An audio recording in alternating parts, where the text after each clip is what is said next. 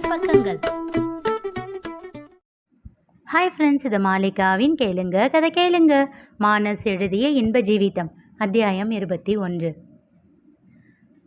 மாலை நெருங்கும் வேளையில் ஜீவிதா 2 கோப்பைகளில் தேநீர் நிரப்பி 2 தட்டுகளில் பிஸ்கெட்டுகளை அடுக்கி வைத்து எடுத்துக்கொண்டு இளமாறனிடம் சென்றாள். அவனிடம் ஒரு தட்டை நீட்ட அவன் வேண்டாம் என்பதைப் போல் தலையசைத்தான். வேணுமா வேணாமான்னு நான் கேட்கல, உன்னை சாப்பிட சொன்னேன், பிடி என்று அதட்டலாக அவள் கூற அமைதியாக வாங்கி கொண்டான்.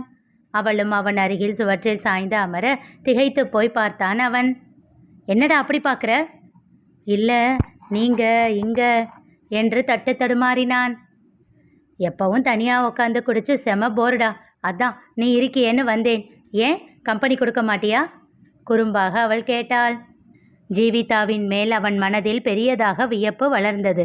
ஆனால் வெளியில் காட்டிக்கொள்ளாமல் அமைதியாக இருந்தான். என்னடா உன் மனசில் என்னவோ ஓடிக்கிட்டு இருக்கு, என்ன கேள்வி கேட்கணும்னாலும் கேளு. அது நீங்கள் எப்படி இவ்வளவு தைரியமாக இருக்கீங்க? நான் ஒரு அக்யூஸ், என் பக்கத்தில் இவ்வளவு ஜோவியலாக உட்காந்துருக்கீங்களே, நான் ஏதாச்சும் உங்களை அடித்து போட்டுட்டு தப்பிச்சு போனால் என்ன பண்ணுவீங்க? ஏண்டா நீ என்னை அடிக்கிற வரைக்கும் என் கை என்னை சும்மா பூ பறிச்சிட்டு இருக்குமா?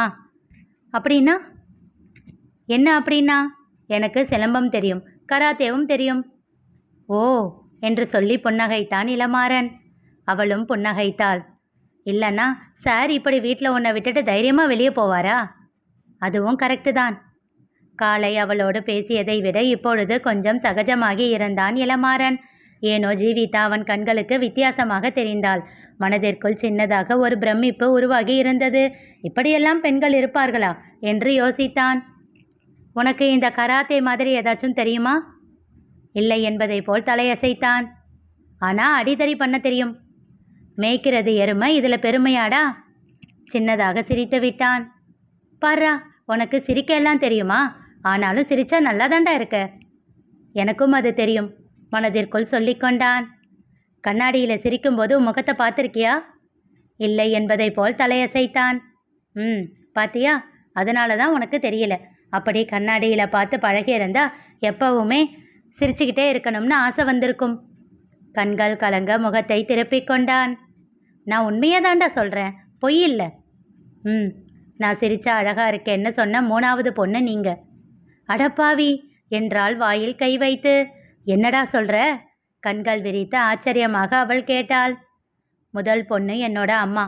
எப்போவும் அப்படித்தான் என்னை மடியில் உட்கார வச்சு கொஞ்சம் போது சொல்லுவாங்க. 2வது குழலி, இப்போ 3வது நீங்கள். ஓ, முதல்ல அம்மா, அப்புறம் ஒய்ஃப், அப்போ நான் யாரு என்று தாடையில் விரல் வைத்து யோசித்து விட்டு கூறினாள். சரிவிடு, அக்கான்னு வச்சுக்கோ. அவன் மனம் சிறியதாக ஒரு அதிர்வை காட்டியது. என்னடா அப்படி பார்க்குற? ஒன்றுமில்லை என்பதை போல் தலையசைத்தவன் இமைக்காமல் அவளையே பார்த்து கொண்டு இருந்தான். இருவரும் அதற்குள் தேநீரையும் பிஸ்கட்டையும் முடித்திருந்தனர். நன்றாக சாய்ந்து அமர்ந்து தன் கைகளை முழங்காலில் கட்டி கொண்டு அமர்ந்து கொண்டாள் ஜீவிதா. உங்களுக்கு வேலை இல்லையா? இல்லைடா, எல்லாம் முடிச்சிட்டேன். 6 மணிக்கு ஹாஸ்பிட்டலில் இருக்கணும். நான் ஒரு பீடியாட்ரிஷியன். மார்னிங் கவர்மெண்ட் ஹாஸ்பிட்டலில் ஒர்க் பண்ணுறேன், ஈவினிங் ஒரு ப்ரைவேட் ஹாஸ்பிட்டலில் ஒர்க் பண்ணுறேன். ஓ, அப்போது உங்களுக்கு குழந்தைங்கன்னா ரொம்ப பிடிக்கும்ல? புன்னகைத்தாள் ஜீவிதா. குழலிக்கு கூட ரொம்ப பிடிக்கும். வார்த்தைக்கு வார்த்தை குழலியை பற்றி பேசும் அவனை பரிதாபமாக பார்த்தாள் ஜீவிதா.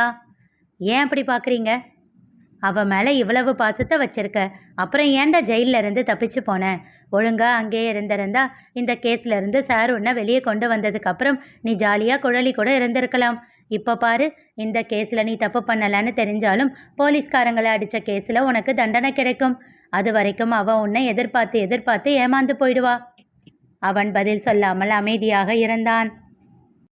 இப்படி வாயே திறக்காம இருந்தா எப்படி? பேசுடா. அவள் ப்ரெக்னெண்ட்டாக இருக்கான்னு நினச்சி போனேன். என் அம்மாவை மாதிரி அவள் ஆகிடக்கூடாதுன்னு போனேன். என்ன மாதிரி என் குழந்தையும் கஷ்டப்படக்கூடாதுன்னு போனேன். திகைத்தாள் ஜீவிதா. என்னடா சொல்கிற? அவனும் சுவற்றில் சாய்ந்து தன் கண்களை மூடிக்கொண்டு அமைதியாக இருந்தான். மாறா, அவன் தோள் தொட்டு அழைத்தாள் ஜீவிதா. அப்போதும் அவன் கண்களை திறக்காமல் போக, சரிவிடு, என்ன உன் அக்காவா நினச்சி சொல்லுவேன்னு நினச்சேன். உனக்கு ஷேர் பண்ணிக்க இஷ்டம் இல்லைன்னா விட்டுடு என்றாள். இப்போது விழிகளை திறந்து அவளை பார்த்தான். அதில் தெரிந்த வலி கண்டு அவள் மனமும் வருத்தம் கொண்டது. எனக்கு சொந்த ஊர் திருக்கோயிலூர் பக்கத்தில் ரிஷிவந்தியம். என்னோட அம்மா பேர் செல்வகுமாரி. நான் பிறந்த கொஞ்ச வருஷத்துலேயே, அதாவது எனக்கு விவரம் தெரியறதுக்கு முன்னாடியே என்னோட பாட்டி இறந்துட்டாங்க. அதுக்கப்புறமா அம்மா மட்டும்தான் என்னை தனியாக வளர்த்துக்கிட்டு இருந்தாங்க. எங்களுக்கு சொந்தமாக சின்னதாக ஒரு ஓட்டு வீடு இருந்தது. அதை சுற்றி குட்டியாக தோட்டம், ஒரு மாட்டு கொட்டகை, அதில் 2 மாடு. இவ்வளவு தான் எங்கள் வாழ்க்கை. தோட்டத்தில் பூச்செடி நட்டு அதில் வர்ற பூவை விற்றும் பசுமாட்டை பராமரித்து பால் விற்றும் எங்கள் வாழ்க்கையை நாங்கள் ஓட்டிக்கிட்டு இருந்தோம். எனக்கு அம்மானா ரொம்ப இஷ்டம். ஆனால் சின்ன வயசில் இருந்து நான் கேட்டுக்கிட்டே இருக்கிற வார்த்தை அப்பம் பேர் தெரியாத புள்ள அப்படின்றது தான். சின்ன வயசில் அதோட அர்த்தம் எனக்கு புரியலை. அதனால் நான் பாட்டிக்கும் இருந்தேன். ஓரளவுக்கு விவரம் தெரிஞ்ச போது அதோட அர்த்தம் புரிஞ்சது. ஒரு கட்டத்தில் அது என் மனசில் அவமானமாக தேங்கி போச்சு. அந்த கோபத்தில் போய் அம்மா கிட்ட சண்டை போட்டேன். எவ்வளவு கெஞ்சி பார்த்தும் கொஞ்சி பார்த்தும் மிரட்டி பார்த்தும் அவங்க என் அப்பாவோட பேரை சொல்லவே இல்லை. அதில் எனக்கு ரொம்ப கோபம். அவங்க கிட்ட பேசுகிறதையே நிறுத்திட்டேன். கிட்டத்தட்ட 1 வருஷம் ஆச்சு அவங்க கிட்ட நான் பேசி.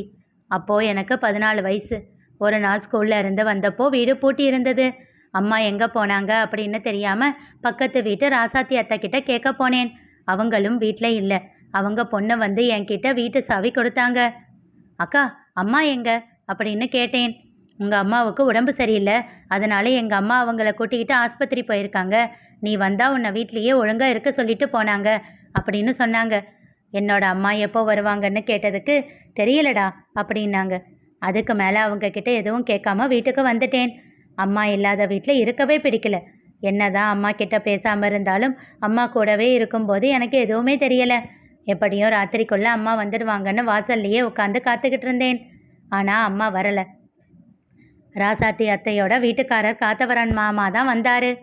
டேய், என் கூட வா அப்படின்னு சொல்லி வீட்டை பூட்டிட்டு அவர் கூட என்னை கூட்டிக்கிட்டு போனார். எங்கே மாமா அப்படின்னு கேட்டேன். பேசாமல் வா அப்படின்னு சொல்லி ஆஸ்பத்திரிக்கு கூட்டிகிட்டு போனார்.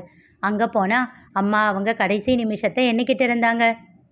அதற்கு மேல் பேச முடியாமல் துக்கம் தொண்டையை அடைக்க எச்சில் கொட்டி அதனை விழுங்கினான் இளமாறன். கண்கள் மூடி சில நிமிடங்களில் தன்னை ஆசுவாசப்படுத்தி கொண்டவன் பிறகு தொடர்ந்து பேசினான். அவங்கள பார்த்ததும் அம்மான்னு கதறிட்டேன். கடைசியாக இந்த அம்மா கிட்ட பேச மனசு வந்துச்சாடா அப்படின்னு கேட்டு அம்மாவும் அழுதாங்க. நான் அவங்கள கட்டி பிடிச்சிக்கிட்டு அழுதேன். இனிமேல் நான் எதுவும் உங்ககிட்ட கேட்க மாட்டேன், தயவு செஞ்சு வாங்கம்மா வீட்டுக்கு போகலாம் அப்படின்னு கதறினேன். ஆனால் அவங்க மூச்சு கொஞ்சம் கொஞ்சமாக நிற்க ஆரம்பிச்சிடுச்சு. கடைசியாக என்ன தன் கையால் தடவி கொடுத்தாங்க. நீ கேட்டதுக்கு பதில் உன்னோட புத்தக அலமாரியில் வச்சுருக்கேன் அப்படின்னு சொன்னாங்க. அதுதான் என்கிட்ட அவங்க பேசின கடைசி வார்த்தை. அம்மா போனதுக்கப்புறம் எனக்கு வாழ்க்கையே வெறுத்து போயிடுச்சு. என்ன பண்ணுறதுன்னு கூட தெரியல. இதில் ராசாத்தி அத்தை வேற என்னை திட்டிக்கிட்டே இருந்தாங்க. அப்படி என்னடா உனக்கு அவன் மேலே கோபம்? 6 மாதமாக அவளுக்கு உடம்பு சரியில்லாமல் இருந்திருக்கு. ஒழுங்காக நீ பேசிக்கிட்டு இருந்திருந்தா உன்கிட்ட சொல்லியிருப்பா இல்லை? இல்லைன்னா நீயாச்சும் தெரிஞ்சுக்கிட்டு இருந்திருப்பா இல்லை? நீயே தாண்டா உன் அம்மாவை கொன்னுட்ட. அப்படி இப்போ நீ இன்னும் என்னென்னவோ சொல்லி திட்டிக்கிட்டே இருந்தாங்க. விடுடி, அவனும் சின்ன பையன் தானே, அவனுக்கு என்ன தெரியும் அப்படின்னு காத்தவராயன் மாமா தான் அத்தையை அடக்கி வச்சாங்க. இதையே நினச்சிக்கிட்டு இன்னும் எத்தனை நாள் அழுதுகிட்டு இருப்ப? ஒழுங்காக நாளையிலேருந்து ஸ்கூலுக்கு போகிற வழியை பாரு அப்படின்னு மாமா என்னை திட்டிட்டு போனார். அதுக்கப்புறம் வேறு வழி இல்லாமல் 1 வாரம் கழித்து ஸ்கூலுக்கு போனேன். போயிட்டு வந்து முடிஞ்ச அளவுக்கு தோட்டத்தையும் மாட்டையும் பார்த்துக்குவேன். அந்த வருஷத்தை எப்படியோ தட்டு தடுமாறி ஓட்டிட்டேன். அடுத்த வருஷம் 10வது சேரணும். கவர்மெண்ட் ஸ்கூலில் படித்ததுனால ஃபீஸ் கம்மி தான். ஆனால் அதை கட்டுற அளவுக்கு என்கிட்ட பணம் இல்லை. நான் முடிஞ்ச அளவுக்கு செய்கிற வேலையில் என்னோடய சாப்பாட்டுக்கு மட்டும்தான் காசு கிடைக்கும். படிப்புக்கு என்ன பண்ண அப்படின்னு யோசிச்சுக்கிட்டு இருந்தப்போ தான் எங்கள் ஊர் தலைவர் ராஜவேல் படிக்கிற பசங்களுக்கு பணம் கொடுத்து உதவி செய்கிறாருன்னு கேள்விப்பட்டேன். அத்தைக்கிட்டேயும் மாமா கிட்டேயும் போய் உதவி கேட்டேன். ஊர் தலைவர்கிட்ட சொல்லி என்னோட படிப்புக்கு உதவி செய்ய சொல்லி கேட்க முடியுமா அப்படின்னு கேட்டேன். சரின்னு சொல்லி மாமா என்னை அவர்கிட்ட கூட்டிகிட்டு போனார். அவர் உடனே ஒத்துக்கிட்டாரு. என்னோட படிப்புக்கான மொத்த செலவையும் ஏற்றுக்கிறதா சொல்லிட்டாரு. ரொம்ப சந்தோஷமாக வீட்டுக்கு வந்தேன். 9வது புத்தகத்தை எல்லாம் எடுத்து ஓரமாக வச்சுட்டு இருந்தேன். இனி 10வது ஒழுங்காக படிக்கணும் அப்படின்னு கனவு கண்டுக்கிட்டு இருந்தப்போ தான் அந்த பேப்பர் என் கண்ணில் பட்டுச்சு. எடுத்து பார்த்தேன். எங்கள் அம்மா என்கிட்ட கடைசியாக சொன்ன பேப்பர் அது. அதுதான் என் வாழ்க்கையே மாற்ற போகுதுன்னு தெரியாமல் அதை எடுத்து படித்தேன். அதில் இருந்தது என்ன தெரிந்து கொள்ள தொடர்ந்து கேளுங்க, கதை கேளுங்க. மீண்டும் சந்திப்போம்.